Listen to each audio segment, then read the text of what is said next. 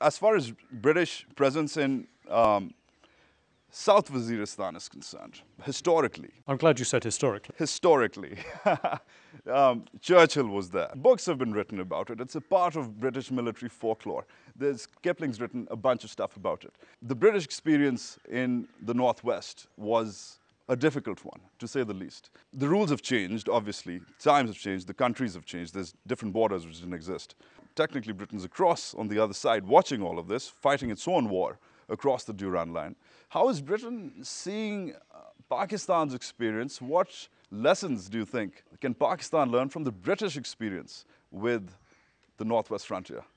We do know, yes, from historical experience before that, just how difficult that area is.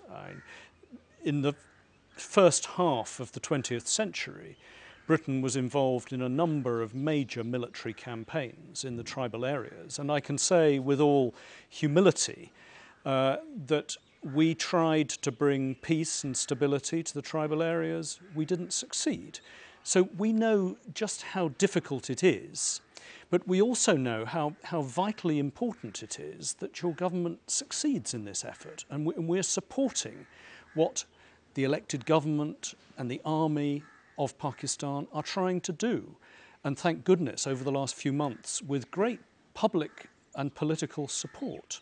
But, High Commissioner, if I may interject now, coming back I'm going to shuttle back and forth with the same argument between the Northwest frontier and Balochistan.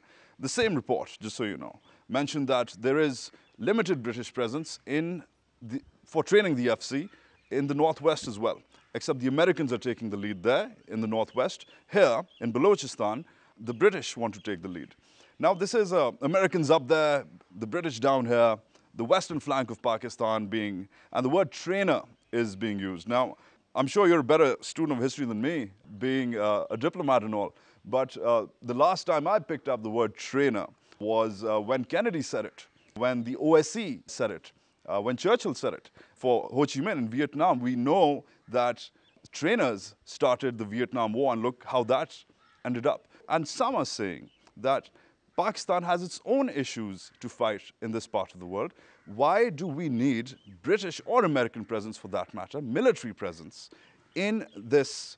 And some are calling, in this country, some are calling this a civil war. Yet we have open British and American military presence in two very, very interesting parts. Well, let me come back to what I said about the sovereignty of Pakistan. We fully respect that, and Pakistan is a proud Muslim democracy. You are sovereign over your own country. We want to help because we face many of the same threats, but we only want to help by agreement with your government, whether it's over countering terrorism, whether it's over helping improve the capability of the Frontier Corps. High Commissioner, that's a noble goal. Going back to the reality on the ground. Now, we've heard the former Prime Minister Tony Blair say this. We've had the current Prime Minister Gordon Brown say this. I'm sure you've gone on the record about this. Somebody must have asked you this during your tenure here as well. That as far as torture is concerned, the position of the UK can't be compromised. That torture is not acceptable under any circumstances for any purpose, whether it's national security or whatever. Absolutely unacceptable. Now, we have a Human Rights Watch report, we have a Guardian article. I'm not going to get into the nitty-gritty of it because it's a long one, but we have the case of Rashid Rauf, where we have sources from Whitehall talking to a leading British newspaper saying that Rashid Rauf could not be prosecuted, could not be extradited to the UK because the UK was complicit in its knowledge of him being tortured in Pakistan. Other examples of Pakistani officials talking to the Guardian, talking to the Human Rights Watch, saying the same thing, that they were pressured to perform, these are quotes, by the British and the Americans. You've said yourself, and this is the important point, that any form of torture is quite unacceptable to us. I mean, this is ruled out completely under international conventions to which we are party, and we will not condone or be implicit in any use of torture. And the British government's position on that is absolutely clear. Now, what we're seeing, because we are being relatively successful in detecting terrorist plots, in disrupting them, in bringing people to trial. Over the last 2 years, something like 50 terrorists have been convicted in British courts and sentenced to long terms of imprisonment. Many of them have pleaded guilty, but some of them have now cottoned on to the fact that they can put their hand up and say, oh, I was tortured, and the British government in some way was complicit in this, and use that as a defence in their case. Now, just because they say it doesn't mean it's true, and the British courts have ruled in more than one case that there was no substance in such allegations. So I think one has to be very careful to distinguish between allegations and what is proven. I understand, High Commissioner, but this is not just the victims of these trials or these prosecutions, the convicts or whatever. Maybe they're trying to get off the hook and maybe they want a sympathy vote, they want the judge to let them off easy, whatever. This is actually sources from Whitehall. This is sources from the Pakistani security services who are talking to independent and respectable watchdogs and newspapers. Well, based not here, but over there. I don't know who those sources were, but they were not representing the British government. But you're basically saying that the British government was at no point aware of, for example, the case of Rashid Rauf, the case of Rangzeb Ahmed, the case of Zishan Siddiqui. We're certainly aware of the cases. Rangzeb Ahmed was deported from Pakistan. He was then tried and convicted in Britain of terrorist offences. He's now in prison in Britain.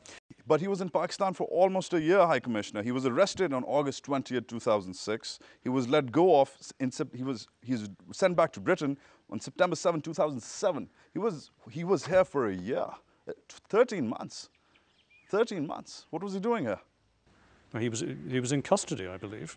13 months for someone arrested in custody in Pakistan, and the British government is not calling him back to prosecute him for charges he must face in Britain?